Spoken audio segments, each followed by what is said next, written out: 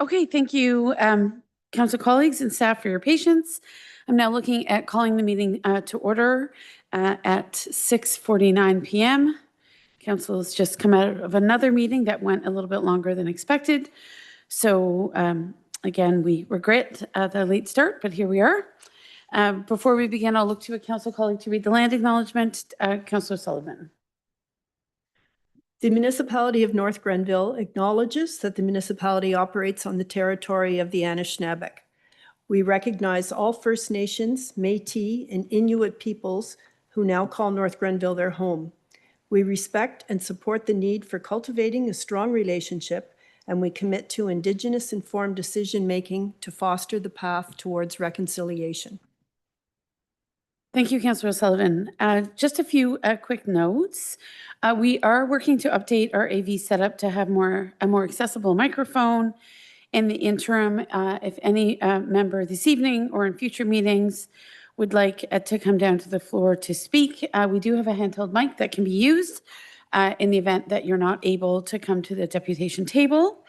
So we'll keep that in mind, colleagues, moving forward as we navigate a number of public meetings over the next few weeks. Certainly, I hope everyone had a wonderful long weekend. I wanted to recognize the efforts of volunteers behind the Maple Weekend. As some of you know, there was an annual pancake breakfast at the Agroforestry Centre. It was really delicious, powered by the Rotary Club and the maple syrup producer who donates a lot of maple syrup every year in support of funds raised for the Kemptville Youth Centre. So glad to see that just here in our own municipality, residents can embrace a municipally owned campus asset, the Agroforestry Centre, and ensure that we really celebrate what we thought was the arrival of spring until the snow came today. But hopefully we'll get there. A couple of quick reminders. Tomorrow at the North Grenville Public Library, council colleagues, you do have this in your calendar and it's been widely publicized. There is a book launch for an event called, or for a book called The Seasons of Reflection. Here in Kemptville, it features both local photography and poetry by two very talented local individuals. Funds raised from the sale of the book are going to the Lanark Leeds and Grenville Mental Health Organization. And I know they will be on site tomorrow. So please, if you can, come out around 2 p.m. tomorrow at the public library and enjoy readings and refreshments in order to support this wonderful initiative. Also, we've got the Kemptville Youth Musical Theatre Company with performances opening next weekend. As I think we all know, this theatre company produces very high caliber shows. The kids have been working so hard for so many months. So I do hope that you get out to one of the earlier shows as they debut The Drowsy Chaperone. And I believe Councillor Strachan, your son is in that performance, if I'm not mistaken, among others. So we're looking forward to it. Very excited. Also, this Sunday, April 12th at 2 p.m., looking at Deputy Mayor and Councillor Wilson, there is an open invitation to an information session on the North Grenville, the Emerging North Grenville Arts Council. This initiative, as supported by the Arts, Culture and Heritage Advisory Committee, aims to strengthen the local arts community. Also, our Civic Award ceremony will take place next Thursday, April 16th at 6:30 p.m. right here in the Municipal Centre. As you know, Council really appreciates the evening because we get to celebrate and recognize some truly outstanding volunteers who are community leaders and really contribute so much to enhancing the quality of life here in North Grenville. And finally, we're all wearing green, almost all, wearing green for Green Shirt Day. This year it's obviously today, April 7th. And this is a homegrown initiative. Our own Ethan Boss, who is a resident in North Grenville, was very key to the inspiration around ensuring that as many Canadians as possible register as organ donors. And it was in honor of the tragedy of the Humboldt Broncos bus crash, and in particular, Logan Boulet, who was one of the hockey players who lost his life. We were so moved a number of years ago to welcome Logan's parents to the municipality of North Grenville, and they certainly described how meaningful it's been to have Green Shirt Day recognized all across Ontario with the assistance of our MPP, Steve Clark, among others. And as I was driving back and forth from Brockville today for County Council in this snowy weather, I heard on multiple radio stations the recognition of Green Shirt Day.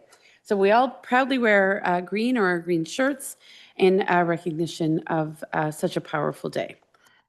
And with that, I'll look to council colleagues for the adoption of the agenda. A mover and a seconder, please. Deputy Mayor, Councillor Wilson, thank you.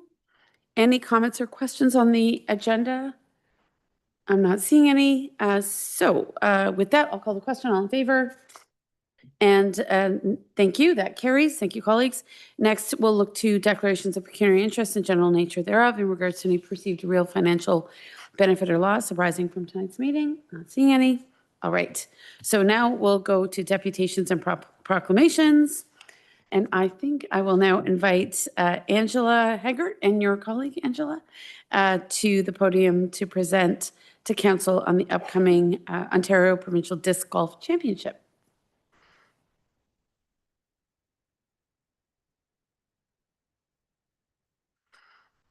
Welcome to both of you. Thanks for being here, and thank you for your patience.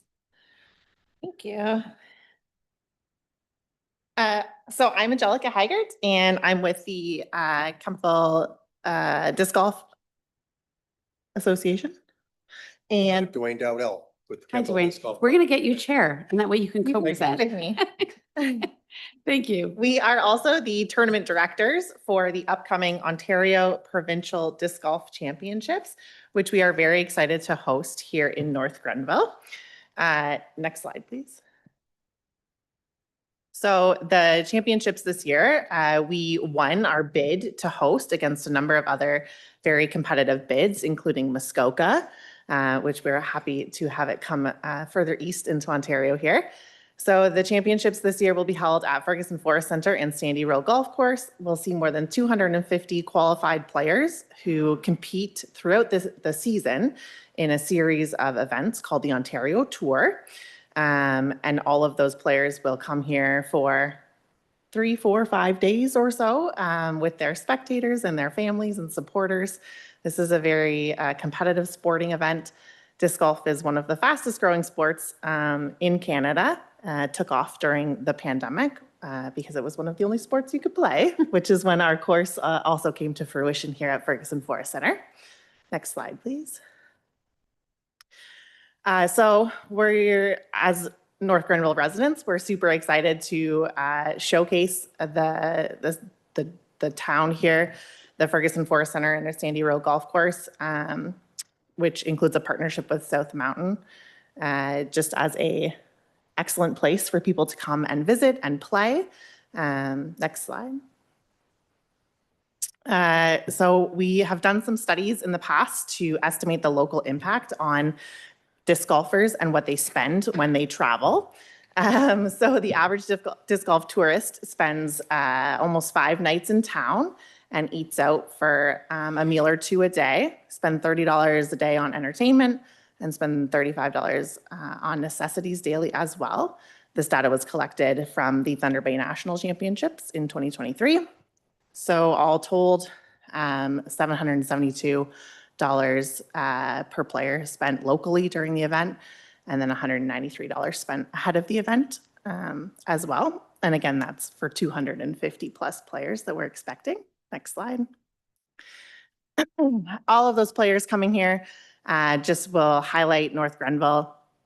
Every tagged post, recognizes the area.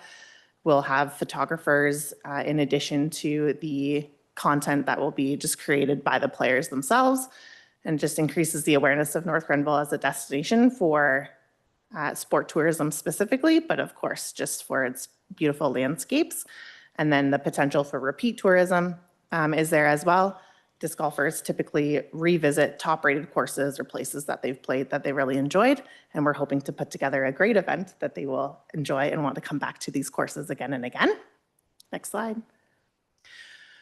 So we're asking for $5,000 from North Grenville, which represents approximately 12% of our budget. The event itself makes $0 in profit. Every dollar is spent on player experience and goes back into what the players are getting. The tournament team, which Dwayne and I head up here, but include about 6 or 7 other people, are entirely volunteer. We take no benefit from running this event ourselves. Next slide. And then in return, of course, North Grenville will receive recognition as an official event sponsor, inclusion in all our promotional materials, inclusion in our on-site signage and branding during the event, post-event media and photo assets for municipal use, and then we'll have earned this association with a growing provincial sport. Next slide.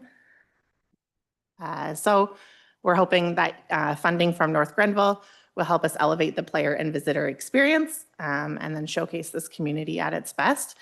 Specifically, our funding request will be hopefully used for things like washroom facilities, water stations, wayfinding and event signage, and then any other elements that we can do to enhance the player experience. Thank you. I'd just like to add that over the years, North Grenville has supported the Kemptville Disc Golf Club and got us off the ground in the early days. So I'd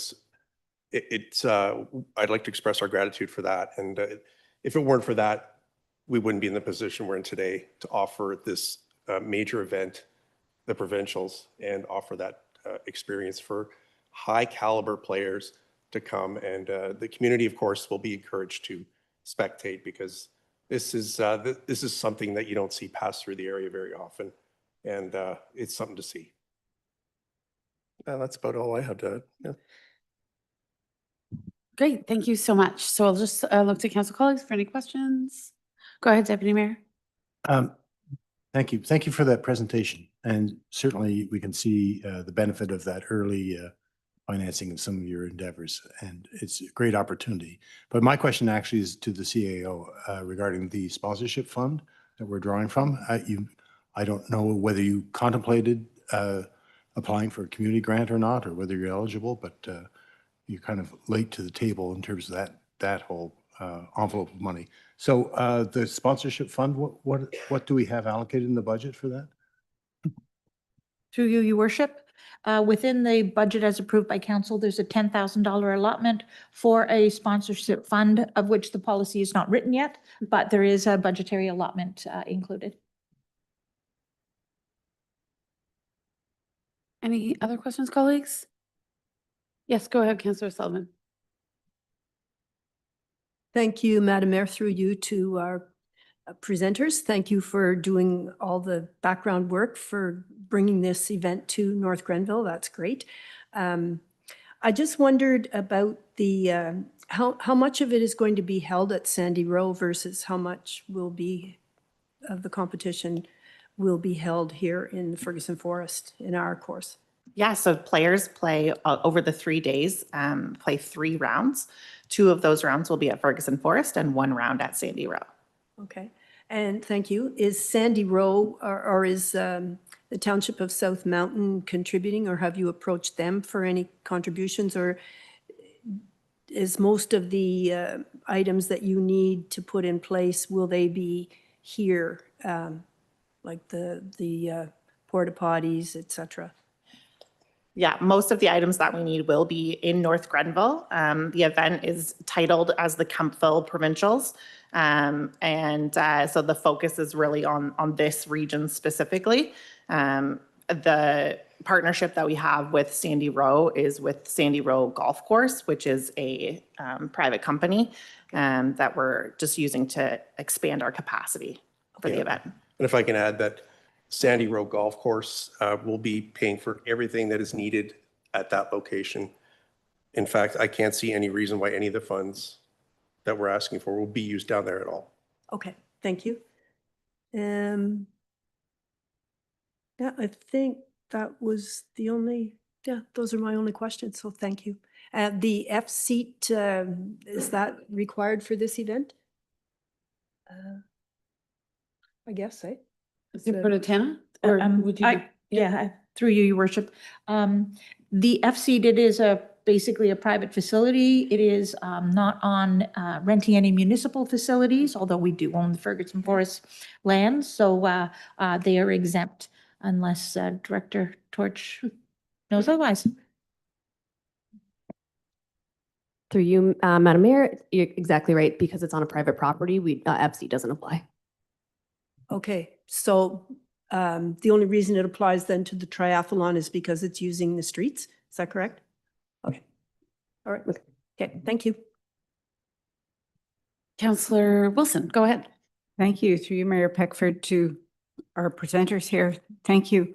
I have a lot of questions, and I just want to get into the bit of the background behind your disc golf. I understand we have a lot of really good players in our area. Can you tell me how many North Grenville players we have registered with the Ontario Disc Golf Association, or whatever it's called?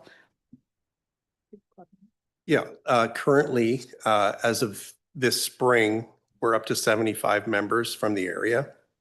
Probably about 50% of that would be local players. The other 50% would be comprised of the surrounding areas, including Ottawa, Brockville, and that's it. Yeah.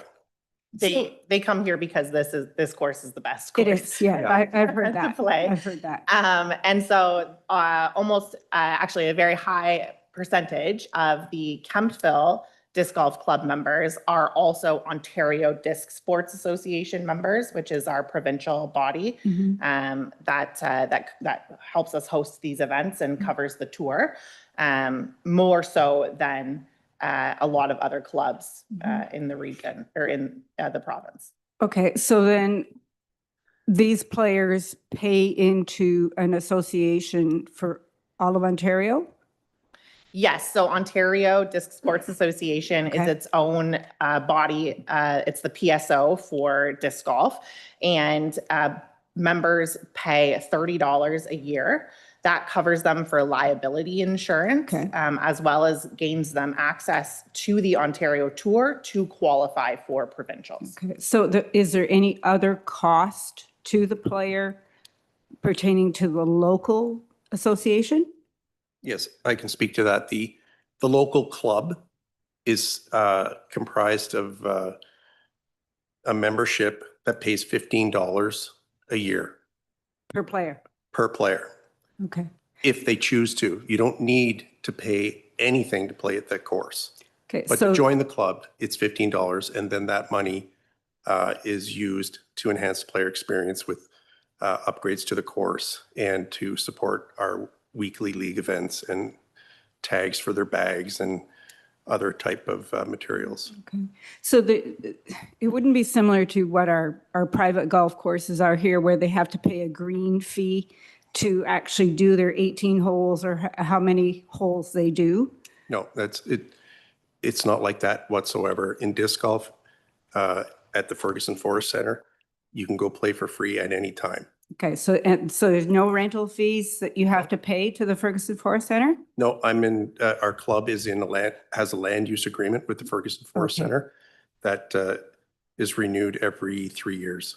Okay, well, thank you for those questions and answers, and good luck with your event, having a national event is this the Ontarios or the Canadians? Provincials. Provincial, Ontario. okay. Well, even having a provincial championship here would be great, because it does bring a certain amount of economic development and business to the community. So good luck with it.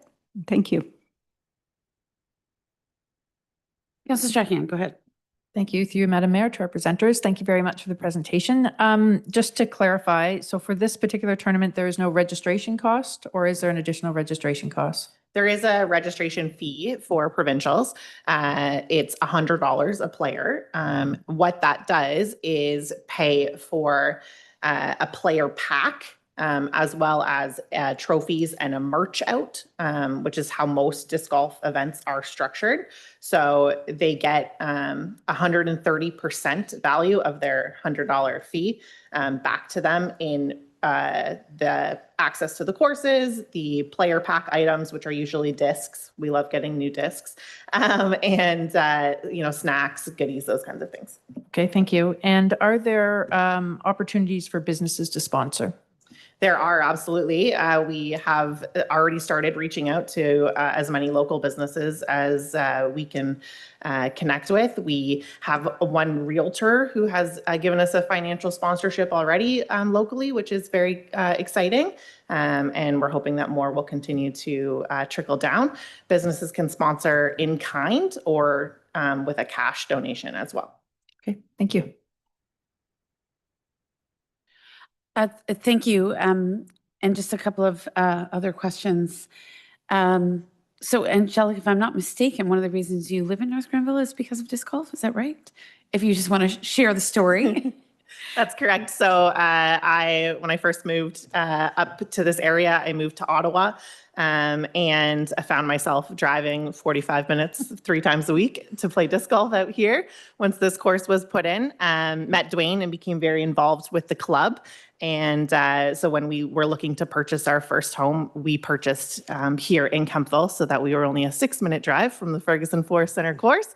Because disc golf is that important to us, and North Grenville has been a great place to live. So in terms of being the sponsor of the Provincial Disc Golf Championships, you're saying there's 250 registrants, and then their families come along, ostensibly, presumably. What's the age range of those 250 participants, registrants? Yeah, so disc golf is a sport that encompasses all ages. We have divisions for juniors, ranging from what we call J6, so literally under the age of 6, Wow. As well as all the way up to MA80, which is amateur 80 plus. So all those divisions could be represented at this event. And how hard is it to secure, or how easy is it, you tell me, to secure the provincial hosting rights for this specific championship? Not easy at all. It took a lot. We put together a pretty extensive bid package. There were 13 bids and then 3 finalists that the board of directors for the Ontario Disc Sports Association reviewed. There was an interview process. And you had to walk the board of directors through what support, why the provincials should come to your region. Like I said, it came down to us and Muskoka, and we beat Muskoka. So we were really excited about that. And if I might, and then of course I'll recognize Councillor Wilson, what do you think? Muskoka would be fierce competition, one would think. So what do you think was the deciding factor for the provincial board in hosting it here? One of the deciding factors for sure was our land use agreement with Ferguson Forest Center. It's a unique arrangement that doesn't exist in a lot of places in disc golf.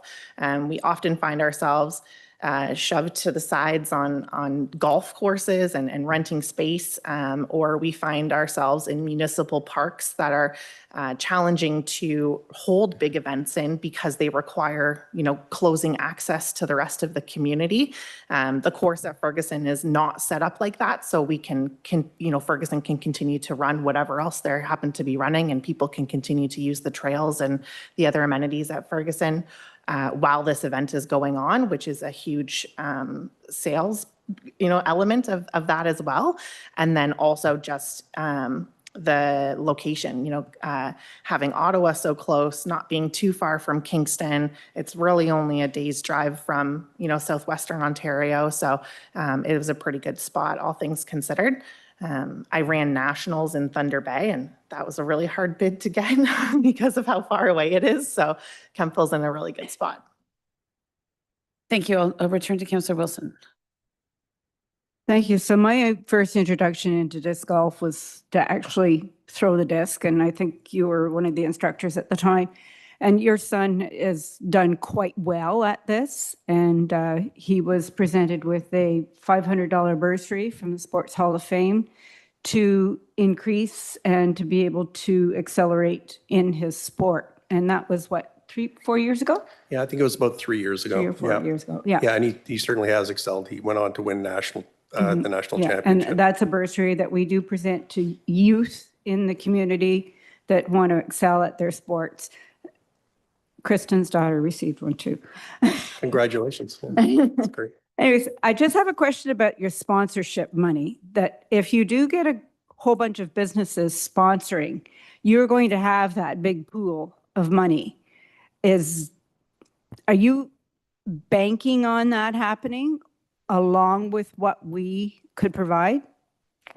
I know it's kind of a trick question, sorry. So we, in the Ontario Disc Sports Association promises $3,000 to the provincial's host. And that's the only money that we're banking on. So that's part of why there's the registration fee for the event itself. Any financial sponsorship that we can get, or in-kind sponsorship that we can get on top of that, really only just makes a much better player experience. So, you know, we'll come up with a way to fund our porta-johns and our water stations, regardless of how much funding we get. But if we can put an extra porta-john out there, you know what I mean, then it becomes a much better experience for the players, especially for the women that are out there. And finally, in terms of where these competitors are, their home communities, I presume that for the most part, many of them would have not been to North Grenville before. Like, what's the profile of the competitors for this provincial championship? Yeah, so competitors will come from as far as Windsor and then all the way over to Thunder Bay. We could really span Ontario at the end of the day.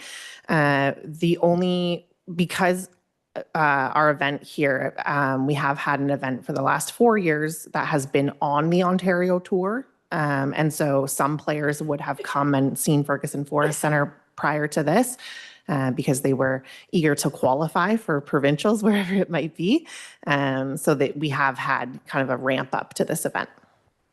Yeah, Fergus was previously a qualifier course over the years. In fact, the last 3, I think.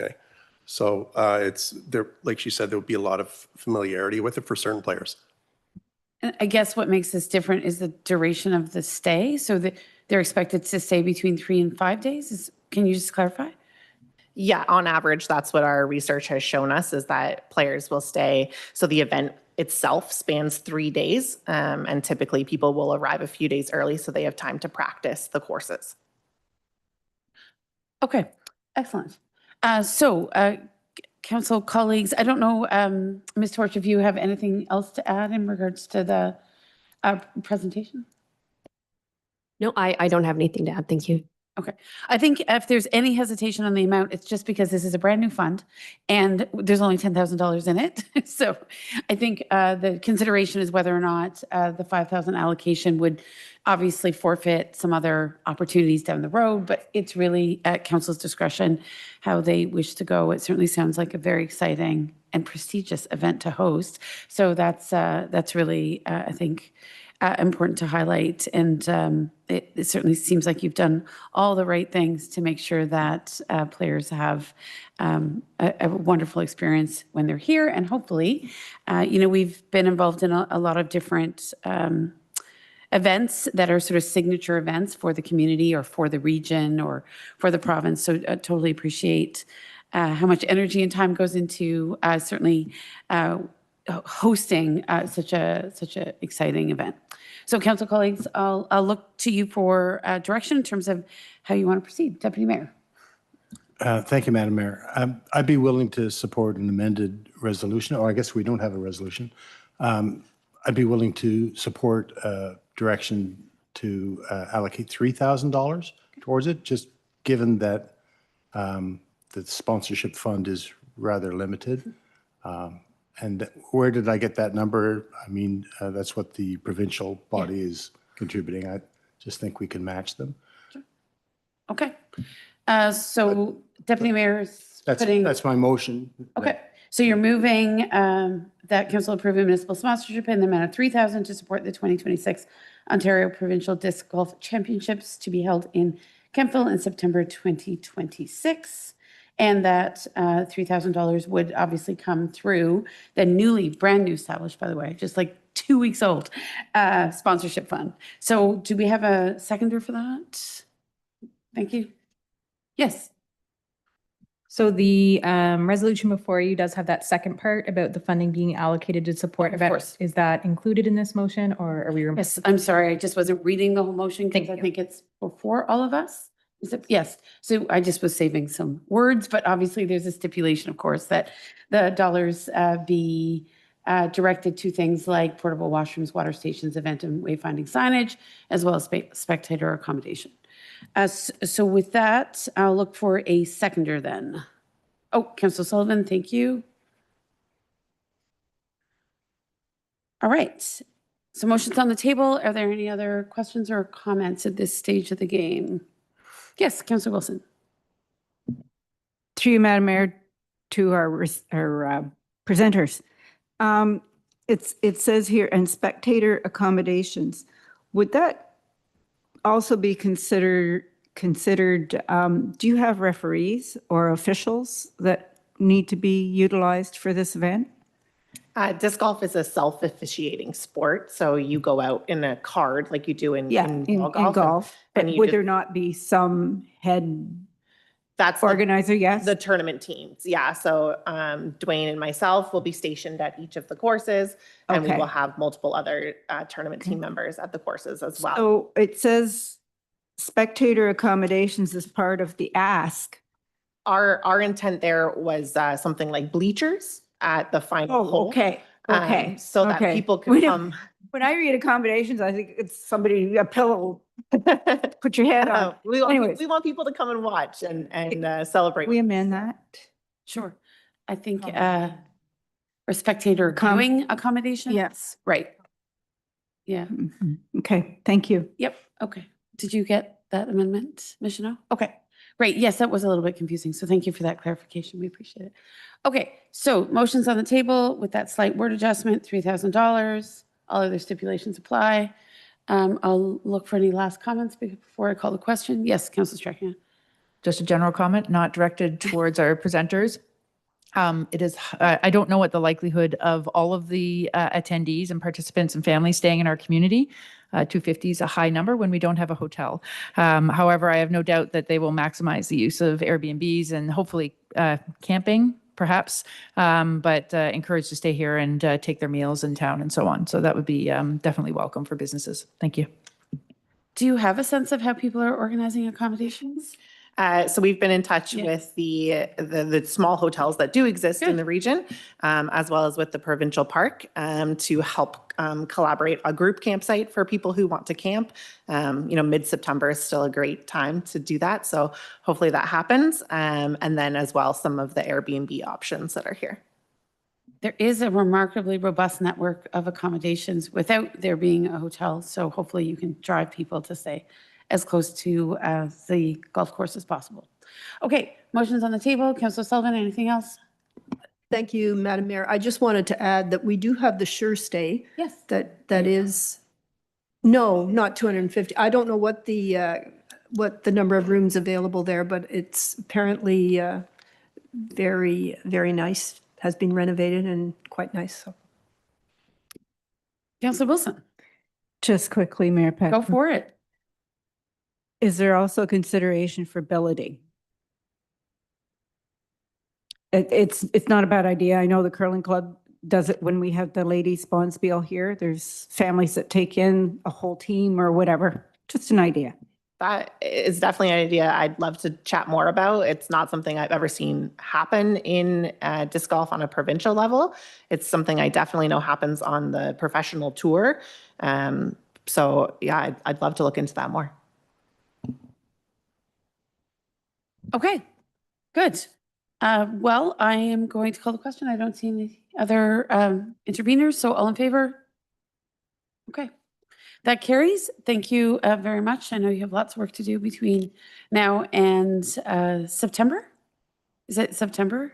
Okay, so you'll have to, which part of September is it in? September 18th. Okay, perfect. Weekend. So keep us posted. All right, thanks for your efforts. We appreciate it.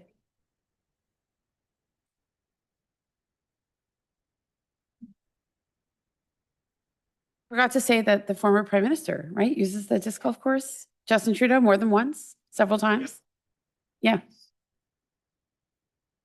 Yes.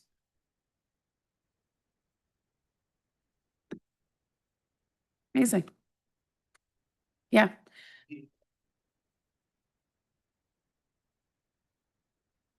For sure. Perfect. Okay. Maybe we'll attract the current prime minister. We should try to get him out too.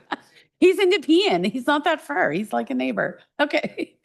Yeah, sounds good. Good luck. Okay, thank you again.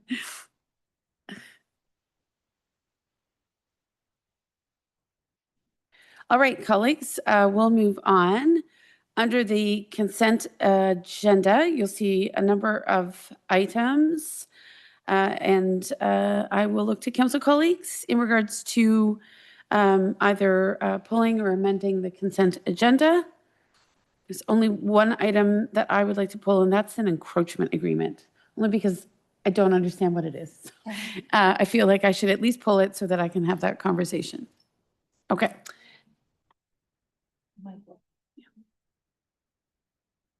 I'm sorry, without your mic, I can't hear you. Sorry, Madam Mayor. Are all of the previous minutes on the consent agenda? When I reviewed the minutes of March 24th, I just saw something that needed Okay. clarification. And that is a separate section, so we'll go to the minutes next. Okay, thank For you. council, March 17th and 24th. Okay. So council colleagues, anything else for the consent agenda specifically, other than the encroachment agreement? Okay, so then I'll look for a mover and seconder for the adoption of the consent agenda as amended. Thank you, Councillor Wilson and Strachan. All right, calling the question, all in favor? Great, thank you. And with that, I think we will go to the encroachment agreement. Okay, so Mr. Finlay, can you help? Thank you. Yes, thank you, Madam Mayor. I apologize, I've got a bit of a Oh. cold, so I'll be shorter than I normally am for short conversations. So what this encroachment agreement is in regards to 201 Jack Street. They do have a front step that extends into the municipal right of way by just under a foot. So it's an agreement to allow that 1 foot extension onto municipal property to remain. It was identified when there was a building permit undertaken for the unit. So to become in conformance while leaving the step there was the request. It was reviewed by staff, and identified that staff were okay with that 1 foot extension into the municipal right of way. So what it does is allows that to remain. There's an agreement between the homeowner and the municipality just in terms of what's allowed with that step, what they can and can't do, liability and things like that. So there's a bylaw there and an agreement with the homeowner if council is approving of that encroachment. I'm happy to answer any questions as well. Out of compassion for you, I will limit questions. It feels very straightforward. My only question was, if the house has been there since 1900, what triggered the encroachment agreement? And it was obviously the building renovation. That is correct. Okay. Okay, excellent. That resolves my questions. And if there are none, I will look to a move to council colleagues for a mover and a seconder in regards to the enactment of bylaw 4126 to authorize the Director of Public Works to enter into an encroachment agreement for 201 Jack. Mover and seconder. Okay, over here, Councillor Sullivan and Deputy Mayor, thank you. All in favor, colleagues? Great, thank you. That carries, and we will move on then.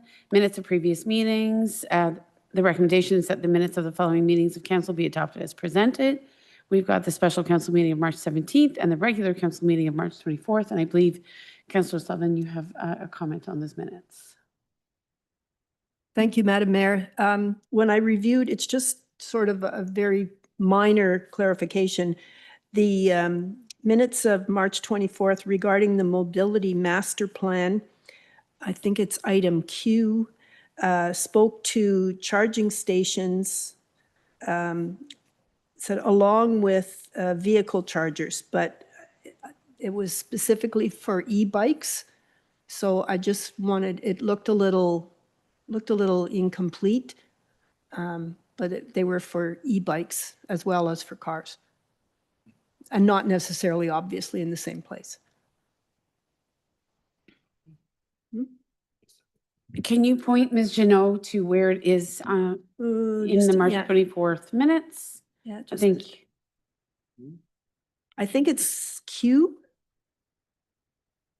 Charging stations, top of page 4.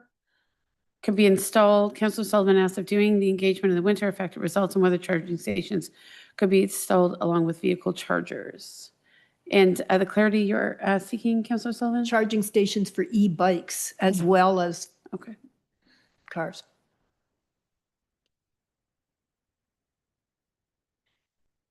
Ms. Janot, is that adjustment easily made? Absolutely. Okay, thank you. Thank you. Thank you. So then a slight adjustment to March 24th minutes, looking to March. The others, I didn't see any other errors or omissions, so I'm happy to move that. Great. Thank you, Councillor Sullivan. Seconder, please. Thank you, Councillor Strachian. This is for the adoption of the minutes of previous meetings with the one slight amendment to March 24th. I'll call the question. All in favor? Excellent. Thank you very much. Reports now. Emergency Department Physician Incentive. Welcome, Ms. Janot. Thank you. Through you, Your Worship, the proposed Emergency Department Physician Incentive Program responds directly to Council's direction following the Kemptville District Hospital's presentation on February 3rd. The purpose is to stabilize emergency department physician coverage at KDH through a time-limited, targeted municipal incentive. The total municipal investment is $125,000 per year for 2 years in both 2026 and 2027. The program would support up to 4 full-time ED physicians receiving $25,000 per year per physician, and 2 part-time ED physicians receiving $12,500 per year per physician. Physicians will prioritize night and high-need shifts, and incentives may be awarded to new or existing physicians based on the hospital's needs. While the municipality provides the funding, Kemptville District Hospital will determine physician eligibility and deployment, ensuring operational alignment. The required funding was included in the approved 2026 budget and will carry through to 2027 in part by reallocating funds for the primary care incentive. That concludes my report, but I'm happy to take any questions. Okay, colleagues, we would have had some of this discussion with the Kemptville District Hospital team when they came to present the proposal, but certainly lots of opportunities to ask questions here this evening. So, Councillor Sullivan. Thank you, Madam Mayor. I'm hoping this incentive will be a great success and make sure that our emergency department is adequately staffed all the time, because it's such a great asset to our community. I'm just wanting to ensure that this will be monitored, that we will maybe get reports back, because I calculated that for a full-time, they would be doing 7.5 12-hour shifts in a month. And I'm just wondering if there's any way we can look to retain them after they're making a 2-year commitment. Is that correct? To stay for 2 years? Is there anything in this that will retain them past the 2 years? Or we run the risk that they'll do 2 years and leave? Ms. Janot? Through you, Your Worship, to answer, I think, the kind of 2 parts to that question, Councillor O'Sullivan. The last point in the program does say that the KDH will provide a report to the municipality at year end. We, to your point about it being a retention fund, it really is, the goal is to stabilize the current needs. So it will exist for 2 years. I think after that, the hospital will be largely in charge of their kind of retention efforts and what goes into retaining those physicians. Okay, thank you. So they will be monitoring regularly that they are fulfilling the commitment. Okay, thanks a lot. Councillor Strachian, go ahead. Thank you, through Madam Mayor, to Ms. Janot. I think maybe first to Councillor Sullivan's comment when Dr. Santongo was here and gave his presentation, he did emphasize that many of the physicians who come here enjoy working in the environment, and so it in and of itself is a bit of a retention policy. So hopefully that comes to fruition. To Ms. Janot, the 125K over each of the budget years, the 125K is already in the 2026 budget. Is that correct? So what you're looking is for approval to spend those funds that have been allocated for that purpose. Is that correct? Through your worship, correct. We just wanted to bring this back to council just so you were aware of what the full guidelines were. The original primary care incentive was approved by council, so we wanted to follow the same kind of steps. And as well, I think there was some concern raised when some publications went out after the hospital was here about how they've already been recruiting physicians. It was like, well, why do you need this incentive? So we just wanted to really highlight that it could go towards existing or new physicians. Yeah, no, that's fantastic. I think it's great to bring this to the forefront so that folks can understand where the funding is going. I just wanted to clarify that it is already in the budget. Thank you. I think my only remaining question, Ms. Janot, is if the physicians don't stay the 2 years, they forfeit the second allocation, right? So Correct. And depending on how much, we're out in terms of hours they provide, we can and will pursue them paying funding back. We did have to do that once with the primary care incentive, and we were successful in getting those funds back. So we will take measures if needed, and we have essentially the same agreement going forward for the ED physicians as the primary care agreement. and so it's an enforceable agreement, if you will, that equips the municipality to compel the recipient to return funds if required. Yes, if they're not meeting the expectations. Yeah. Okay. Thanks. So with that in mind, colleagues, is there anything else in regards to this matter? Then I will look to a mover and a seconder for the following recommendation: that council approve the North Grenville Emergency Department Physician Incentive Program as attached to report CS 2026-004, and that council authorize the CEO and Director of Corporate Strategy to execute any agreements within the North Grenville Emergency Department Physician Incentive Program parameters. Councillor Sullivan, you'll move? Okay. And a seconder, Councillor Stracan. My only question is, in authorizing the execution of any agreements, of course, if there are changes to the parameters, then it would come back to council, obviously. And the parameters are fairly well articulated, right, in the staff report that we've received this evening, correct? Right. Absolutely. Okay. All right. So with that, I'm going to call the question. I don't see any other hands. All in favor? Excellent. That carries. Thank you. I would like to see, perhaps to your point, Ms. Janot, turning to our CEO, it would be good, I think, to work with our comms team and council in regards to some very clear messaging on the function and purpose of this program, just to clear up any misunderstandings, but also to share the good news that the municipality is using, a small amount of public dollars to stabilize our ER. And I think that's a very good thing, particularly given the changes that the Kemptville District Hospital has encountered in terms of some of their pre-existing relationships and ability to draw from Ottawa for some of those, or the Ottawa Hospital, I should say, for some of our ER doctors up to now. So maybe I can follow up with Ms. Dunlop and Ms. Janot on that particular piece. With that, I think I'll call the question. All in favor? Did I call the question already? I think I might have. Okay, great. Thank you. Okay, it carries. I'll move on. All right. Mr. Finley, again, we're sorry you're not feeling the best. We're very familiar with the Pitchin Week, so we certainly understand if your presentation is fairly limited this evening. Not a problem, and thank you very much, Madam Mayor. Excuse me, this report for council tonight is to declare the week of April 19th through 26th as Pitchin North Grenville Week. What this is, North Grenville has participated in this program since 2002, and what this includes is a community-wide initiative that brings residents together to clean up our public spaces. Volunteers can register to clean up these public spaces throughout the municipality. There are free pitch-in bags that can be collected when volunteers register, and we do have new pitch-in bags that were procured this year. So we do have a change in what they look like. They're no longer the yellow, but I do have one here for council to see. As you can see, pitch-ins in big, North Grenville as well. So it is very clear on what they are for. So when people do register, they can pick up the bags. There is no cost for that, and there is no cost to dispose of them either curbside or at the waste transfer station. We do note that any bags that are collected do need to meet our maximum weight limits of 50 pounds per bag, but you can register for the number of bags that you need. We just lost you. Okay, you're back. There we go. Apologize. The registration starts to email our public works at northgrenville.on.ca with names of the individuals, number of. Sorry, Mike, that was me. Nope. Go ahead.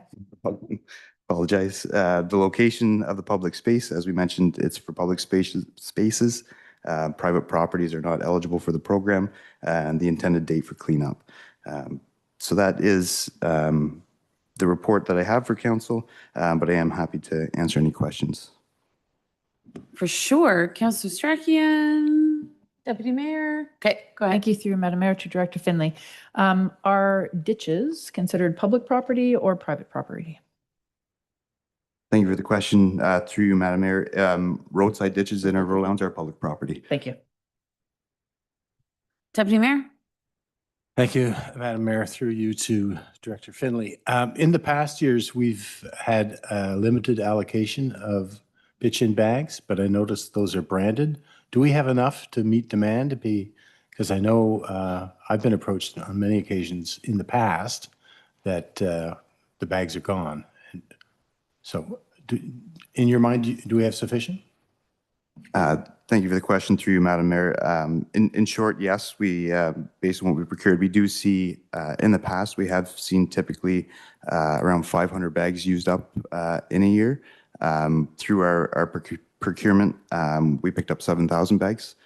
So we should be good for a few years. So we should be okay for this year for sure. And I understand we printed them ourselves, so kudos to North Grenville. So I don't think maybe 2 more years we'll have to go and buy some more. Who knows? Councillor Wilson.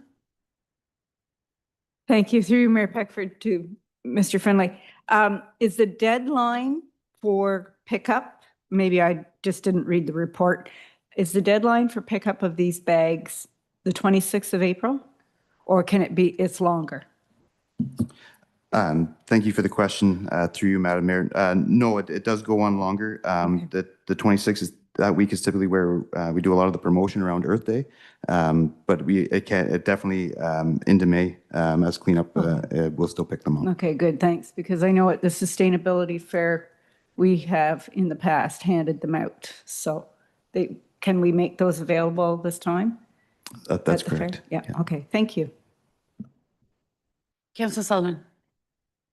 Thank you, Madam Mayor, through you to Director Finley. Just wondering if there's a comms program to get this out to various community associations and the schools. Do they specifically, are they aware that they could maybe get some bags and do it as a school event? Or I'm just curious. And all the community associations, like our community always does it. In Forest Creek, we do the rail trail on Wellington Road, but perhaps that's something that various communities would want to do. Yes, thank you for the question through you, Madam Mayor. I know our comms team have already started some initial communications on this. I would imagine after today, that once it is proclaimed, there will be additional communications to those groups. Hopefully they catch on to it. And like, again, with the registration, maybe that'll help get some word of mouth out as well. But yes, we do plan to have some more communications coming forward.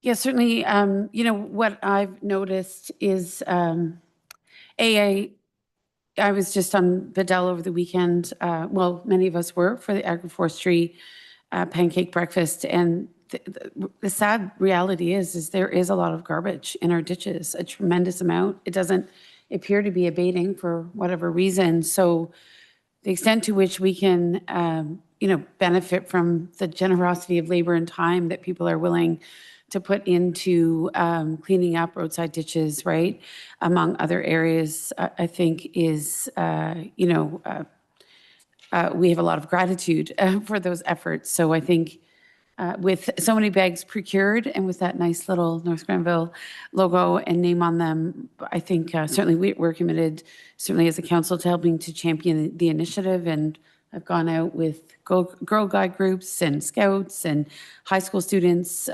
So I hope, I remember well during the pandemic how well embraced the program was. So hopefully this year we can really, advance the cause, if you will, and get lots and lots of buy-in, because the reality is it remains an issue, the amount of litter we're seeing. Councillor Strachan? Thank you. Through Madam Mayor to Director Finley. I don't know if you where the bags are counted or if it's just on how many are issued, but it would be good to have that report come back to council to find out what the level of participation was for public spaces, at least. Thank you. Through you, Madam Mayor. That definitely we can track that and come back to council. For sure. Fantastic. Thank you. Okay, great. Anything else, colleagues, on this one? I'm not seeing anything. So obviously, the recommendation is that council proclaim April 19th through April 26th as Pitchin Week in the municipality of North Granville. But am I to understand that if you wanted to get bags before or after Pitchin Week, they're available to you? That's correct. Okay. And pickup will be as of when? So you come into the municipality and register? That's correct, Madam Mayor. When you do register, they'll be picked up at the front municipal front office here. And is that by phone or email? Just so Typically, it's through email. However, if you do call in, we can help facilitate the registration. email anytime, which is good. It's Yep. convenient. Okay. So then I'll look to council colleagues to move and second, please. Councillor Sullivan and Deputy Mayor, thank you. And I'll call the question. All in favor? That carries. Thank you. Thanks for your efforts. Next, we have the tandem truck and loader tender awards. Mr. Finley, you're back on deck. Excuse me. Thank you, Madam Mayor. So this report for council tonight is we have been moving furiously on some of our capital procurement. There are two pieces of heavy equipment that we are looking to purchase, and that is a tandem truck, 2027 International Tandem from Rush Truck Center for $418,287.52. Which is within the allotted budget of $450,000. And that will be used as part of our asset management plan to replace one of the current tandem trucks that we have. We also, the second purchase that we're looking for approval on is for a 2026 JCB telescopic wheeled loader, sorry. This will be stationed at our waste transfer station and is looking to improve services there by moving waste as well as clean up around the facility as we are expanding and looking to accommodate further. It is also, the award for that was $179,700, which is in the approved budget of $200,000. Both these pieces of equipment were completed through the canoe procurement process, which allows for a competitive process while providing the best price available for the certain specifications we needed for these two pieces of equipment. We do note through the canoe procurement process, there is over $90,000 worth of discounts that have been applied to these two pieces of equipment. And we are looking to move forward with both and looking for council's approval. I'm happy to answer any questions council may have on these items. My only question would be, in terms of the procurement process, is the information available about what the other bids were? Is that in the report? Did I miss that? Thank you for the question, Madam Mayor. So not for this process, through the canoe procurement process, the companies run through the canoe program, which identifies the specific equipment that is there. And then we have the ability to work with them on our specifications that are standard with our equipment so that we can get, and the price is already established, or the discounts are already established through that canoe program. So it's a single source procurement for these two items. And then in terms of using canoe, is this new for the municipality or is this well-established, fairly well-established process? That's correct, Madam Mayor. We've used this for a number of years now on a number of pieces of heavy equipment. Okay, great. Any other questions, colleagues? Councillor Strachan? Just a general comment, Madam Mayor, it's fantastic to see that there are both local purchases Yes. as well, one in Kemptville and one in Winchester. So that's an added bonus to this process. Thank you. And I know that the province has changed procurement practices so that you can express a preference for local. I think in this case, that wasn't really necessarily the primary consideration, but just turning to Mr. Finley or Ms. Dunlop, when it comes to procurement, do we now have more capacity, given the changes in provincial legislation, to look more local, if you will? Mr. Finley or Ms. Dunlop? I don't know where to direct that. Thank you, Madam Mayor. Our procurement process, our policy has not changed to reflect the update. I know that the Finance Department is reviewing our procurement. The process is to buy Canadian, which we would do whenever possible, but through the LAS or the canoe process, they typically try to stay Canadian whenever they can. So the parameters are Canadian, not local? And and is it your understanding that the provincial legislation allows for an emphasis on more local than simply Canadian at this stage? Thank you for the question, Your Worship. Yes, there is, because we are creatures of the province, they will permit us to restrict some of our purchasing requirements, but we need to make sure we update our procurement policy ourselves. Okay. And when would we expect to see updated procurement policies? Because I think ours hasn't been touched for a while. So maybe you can just give us a sense of the timeline around that. Thank you, Your Worship. Yes, our procurement policy is about a decade old, and we hope to have something before you by the end of July. Great, thank you. Okay, so with this, colleagues, I'll look to the recommendation that Council approve the purchase of a new 2027 International Tandem Truck and Viking plow equipment from the Rush Truck Center of Canada for the amount of $418,287.52, excluding applicable taxes, and that Council approve the purchase of a new 2026 LCB TM220 telescopic wheel loader from Delta Power Equipment Limited, Winchester, for $179,700, excluding applicable taxes. Mover and seconder, please. Councillor Wilson, thank you. Deputy Mayor, thank you. And I will, I'm sorry.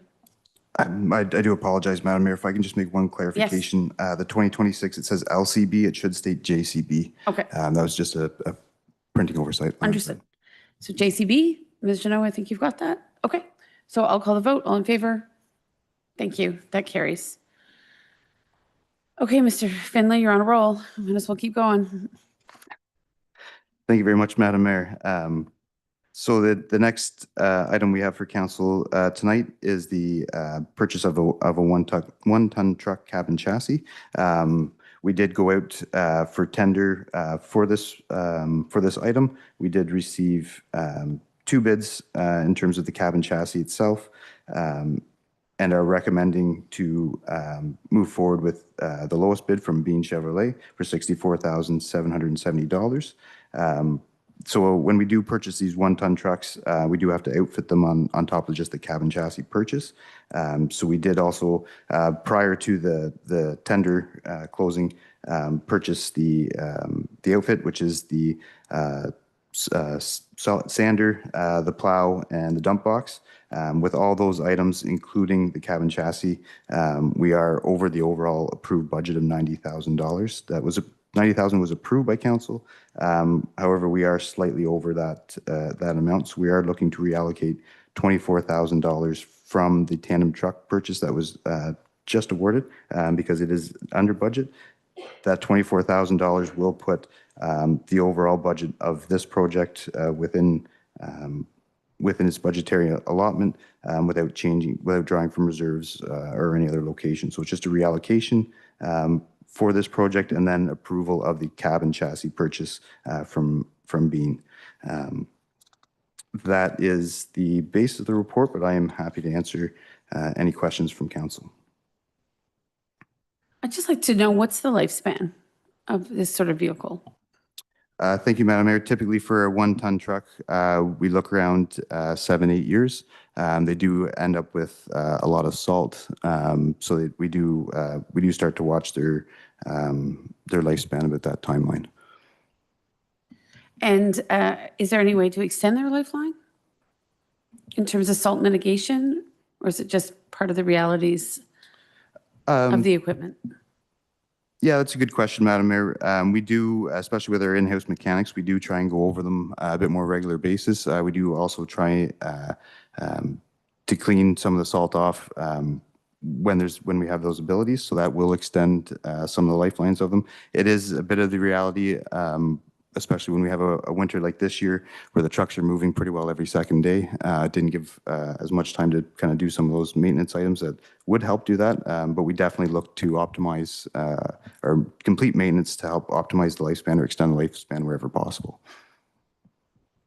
Okay, thank you. Just thought I'd ask. Council colleagues, is there anything else in regards to this item? Yes, Councillor Sullivan. Thank you, Madam Mayor. I just wonder if there was any, so this isn't through the canoe process, it's just out for a tender. And so any company can offer their services or their products at a price. And so would there have been any local dealers that would have put in a bid and then it just goes to whoever has the best price? Is that correct?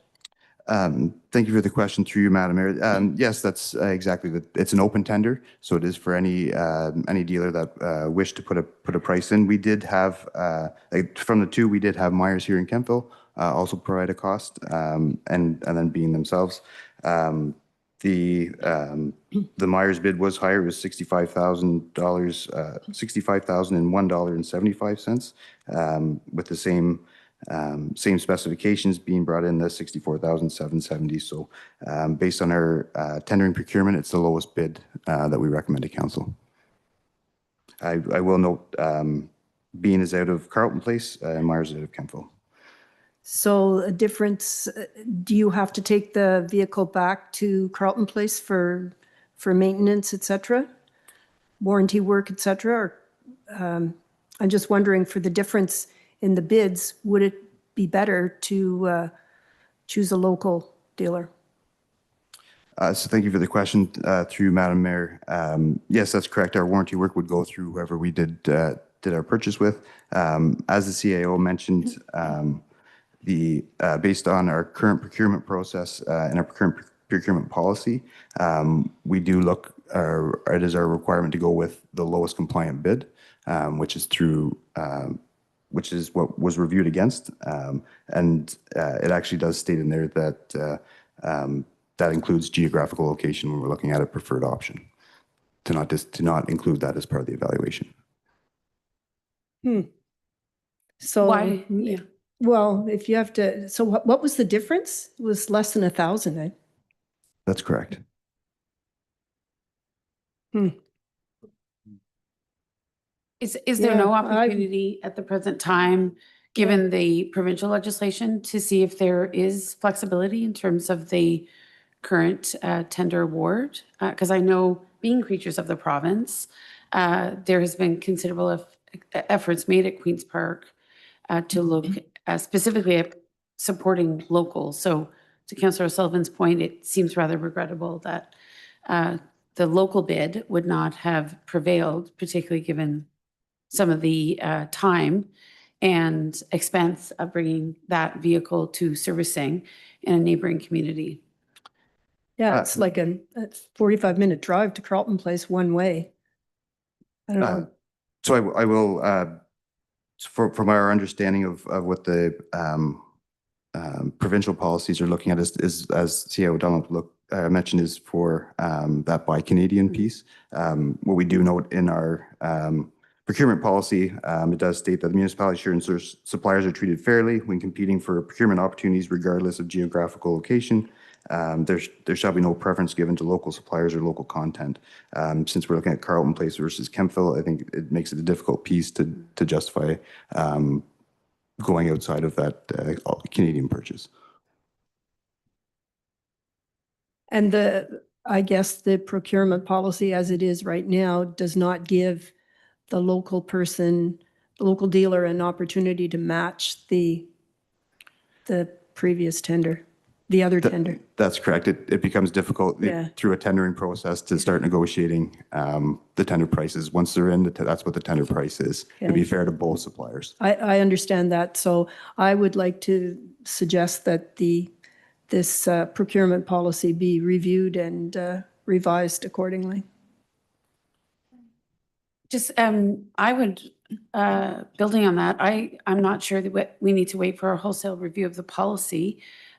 Just given, I think there's a number of policies in waiting within finance. So I'm wondering if we could move more expeditiously just to remove that explicit clause around geographic preference in advance of a wholesale review of the policy, because clearly in this case, Councillor Sullivan, to your point, the local bidder is losing out for a matter of less than $300, and the expenses incurred to get this vehicle back and forth to Carleton Place will far exceed that cost ultimately when you're just looking at gas alone and the time expended by public works officials. So I'd ask through the CAO that, in fact, we bring back the policy within the month, especially given that we're at the beginning of the tendering season, and see if we can just strike the stipulation around no geographic preference, as long as there's no other conflict, that we're creating with provincial legislation.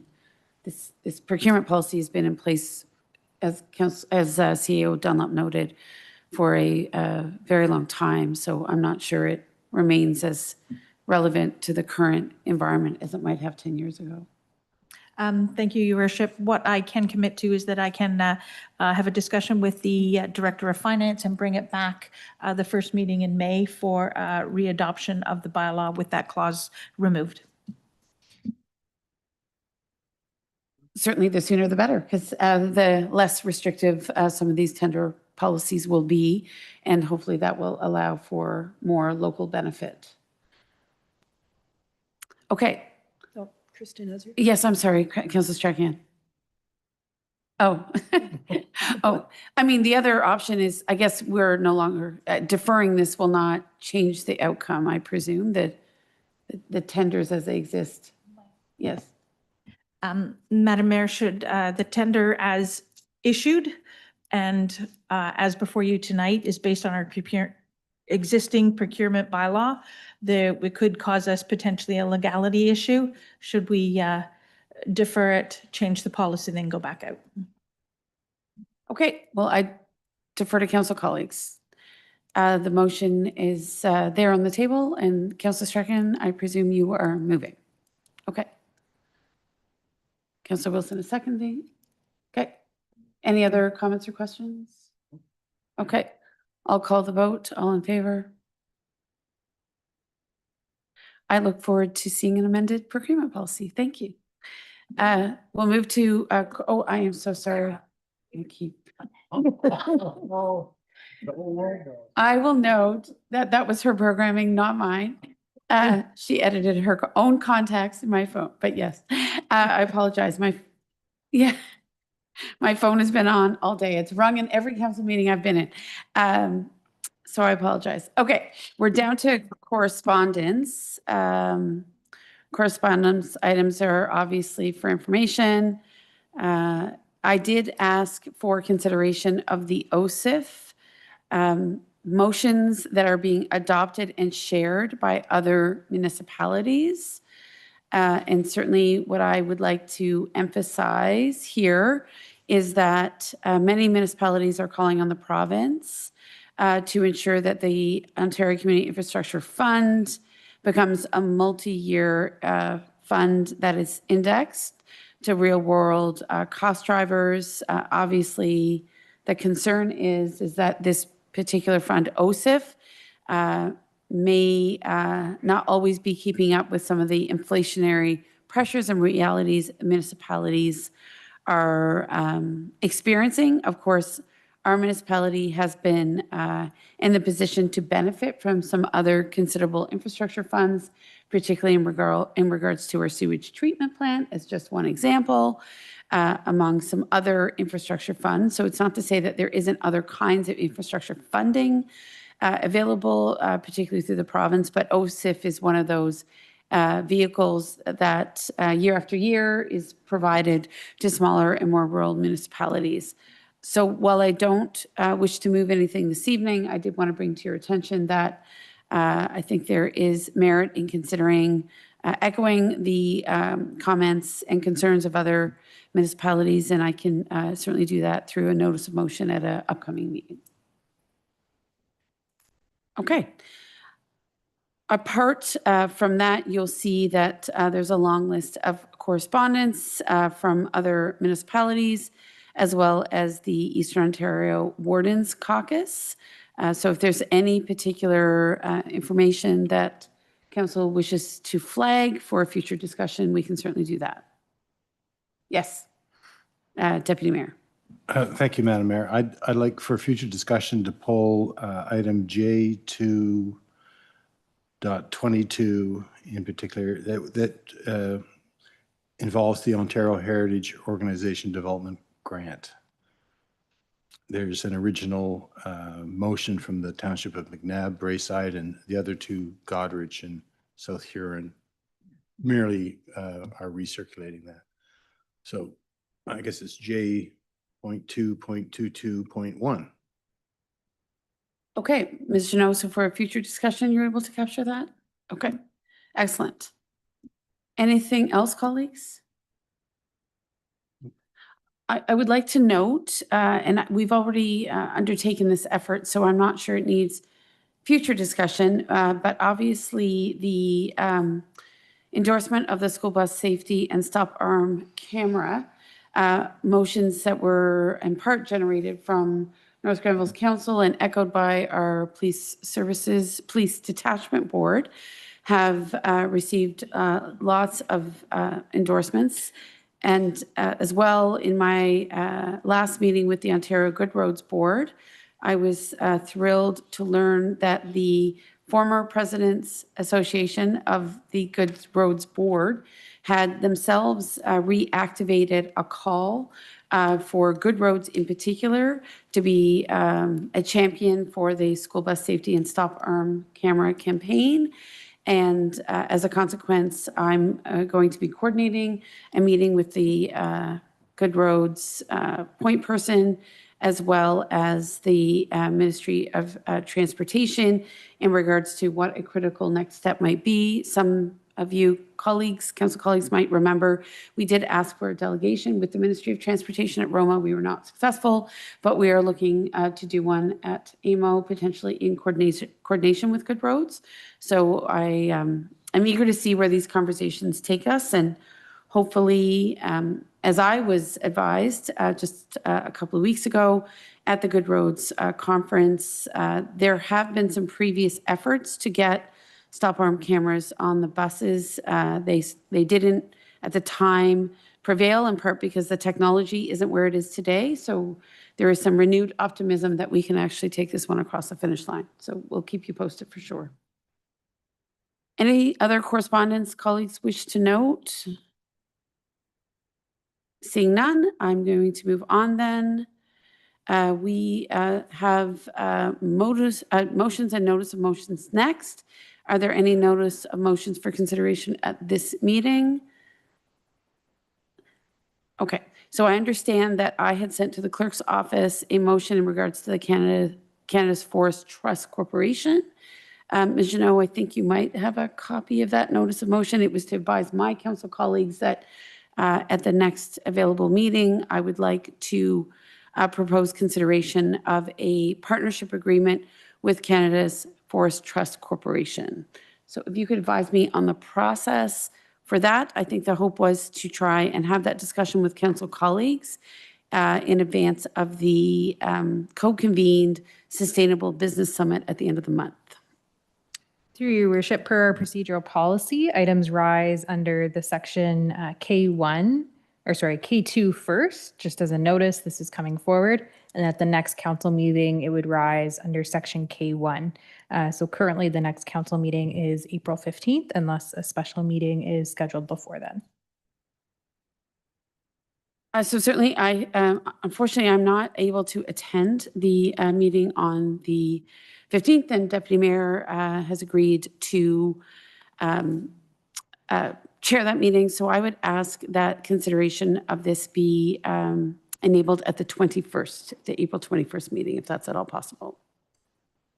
Absolutely, we can add it then. Okay. And in terms of providing colleagues with any additional information, do you need that directly from me? Through your worship, so what you provided to the clerk's office will be added to the agenda on April 21st. If you have any changes you need before then, feel free to send it our way. Okay, thank you. Okay, colleagues, anything else when it comes to notices of motion? Nope, okay. Then with that, we'll go to petitions and written communications from the public. Anything? Ms. Janot, nothing? Miscellaneous and unfinished business, I don't believe we have any. So questions from members of the media and public, we're just down to one. Do you have a question for us this evening? Okay, great, come on down. Yes, please, welcome.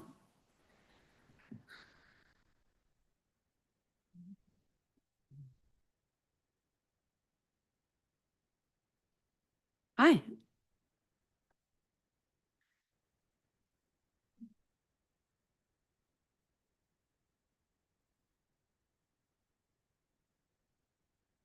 Oh, just if you could activate your mic and just for the public record, just restate your name. Hello, Victor. I've got it. Yes, my name is Victor Lachance, and I do have a question for council.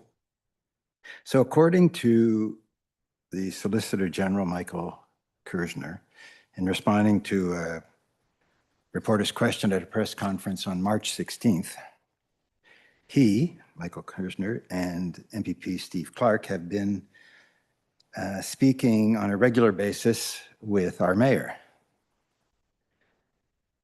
about the Kemptville prison. And part of what he said in his response was that the project is going forward, the prison project is going forward, and that, quote, what we're also doing is looking at how we can optimize the space, comma, the size of it, that's the prison, within the footprint of the land that we have. We are going to be speaking to the municipality. Now, the size of it within the footprint of the land is, I think, government speak about a bigger prison. So I guess my question is, have you, Madam Mayor, or anybody on council, or staff, I guess, for that matter, been in discussions with Solicitor General Michael Kerzner or MPP Steve Clark about the prison being larger than the original 235 beds? I can certainly take the first shot at that. Certainly, I was as surprised as you were to hear those comments. So I wasn't obviously at that announcement. The focus was the expansion of the Brockville facility. The last formal engagement we've had with the Solicitor General was at AMO a couple of years ago, so quite some time ago. Subsequent to that, there was the announcement of the purchase of capacity in the sewage treatment plant. The ministry certainly has secured some capacity. That was a public announcement. It was well broadcast. It was the media was present, both CBC and CTV, and that has really been the last interaction. So we currently, certainly at the political level, we've had no interaction in regards to timing of the facility or size of the facility. So I understand those comments were made, and I did approach MPP Clark to seek some clarification. And at that time, really none was offered. And I'll look to CEO Dunlop to confirm that on the staff side, I think there's been very, very minimal engagement apart from the capacity agreement that was struck and announced, I think almost 2 years ago. Don't know when that. Yeah, it was Last year and a half, 2 years ago, but the only relations that, or conversations that have happened between the municipality and the Solicitor General were the submission of our invoices for payment. Yes, well, so, by the way, I congratulated CEO Karen Dunlop, and I extend that to everyone, on the getting the $22 million for the wastewater treatment plant for their the capacity that they're going to add to the system. So it was probably political speak then, and he was maybe caught surprised by the question and said that, yeah, no, we're still talking and we're still moving forward. But it obviously raised my interest in terms of had they been talking. So thank you for that. You weren't the only one whose interest was piqued. And, all the discussion with MPP Clark up to that time, and I wasn't aware that the announcement was taking place in Brockville, was around a prioritization of the Brockville facility being significantly older. So that has been the emphasis, as I understand it from the province, is tackling that one. And certainly we have the capacity agreement with the province should they proceed with the Kemptville facility. But echoing your comments, I want to salute staff because certainly they were able, I think, to create a financial compensation structure for potential committed capacity in the plant that allowed us to benefit from significant financial support, not the only financial support we've received, as you know, because in addition, working with Director Finley and the Public Works team, we were able to secure another $24 million this past fall over and above what Solgen committed for future potential capacity. So stay tuned. We're in exactly the same position. I guess it's safe to assume that if they did start talking about that there'd be a public engagement session to inform the public and all that sort of thing. Council would ask for Yes, one of those certainly. if there's some significant changes. Absolutely. At this stage, from what I understand, there's been no real appetite to have that conversation. All right, well, thank you very Yeah, much. thank you. Thanks for coming. Not sure how to turn this off.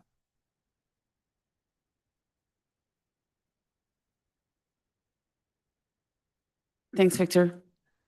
So with that, going to the confirmation bylaw, this is that the confirmation bylaw as attached to this agenda be read a first, second, third time and finally passed in open council. Mover and seconder, Councillor Wilson, Councillor Strachian. Calling the vote, all in favor? And then finally adjournment, and that is that we adjourn at 8:15 to meet again at the call of the mayor. Are we sure about that? Is it really my call? So we say, so we'll get a mover and a seconder. Deputy Mayor, Councillor Sullivan, thank you. Calling the vote, all in favor? Thanks. We're adjourned.